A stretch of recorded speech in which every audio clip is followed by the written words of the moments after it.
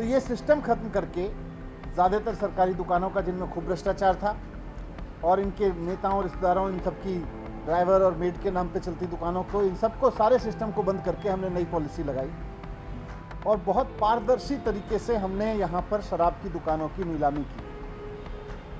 पहले, यहाँ आपकी जानकारी के लिए मैं बता दूं कि पहले दिल्ली में 850 दुकानें होती थी। नई पॉलिसी में हमने तय किया कि जितनी दुकानें पहले होती थी उससे एक भी दुकान फालतू नहीं खोली जाएगी, वही 850 दुकानें रहेंगी।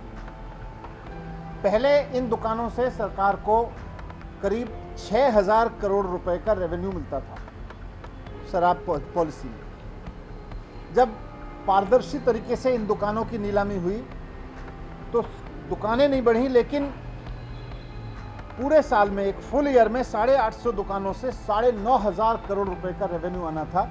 इस हद तक ऑक्शन गया हमारा, 6000 करोड़ की जगह 9500 करोड़ रुपए। तो इस तरह एक साल में नई पॉलिसी के तहत सरकार की आय 1.5 गुने से ज़्यादा बढ़ जाती, करप्शन खत्म हो जाता। लेकिन नई पॉलिसी आने से इन लोगों ने जो भ्रष्टाचार मचा रखा था वो रुक गया, वो खत्म हो गया। तो इन लोगों ने पूरा प्लान बनाया कि इस नई पॉलिसी को फेल किया जाए। एक एक करके इन्होंने जितने प्राइवेट दुकान वाले आए थे उनको ईडी की धमकी दी, सीबीआई की धमकी दी।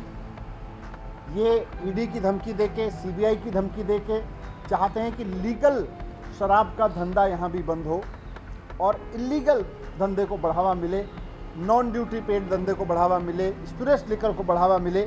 ये इनका पुराना धंधा था, ये वापस उस धंधे को लाना चाहते हैं। इसलिए हमने तय किया कि फ़िलहाल जो नई पॉलिसी है उसको बंद करके सरकारी दुकानें खोलने के आदेश हमने दिए हैं, क्योंकि इन्होंने दुकानदारों को डरा रखा है, इन्होंने अफसरों को डरा रखा है।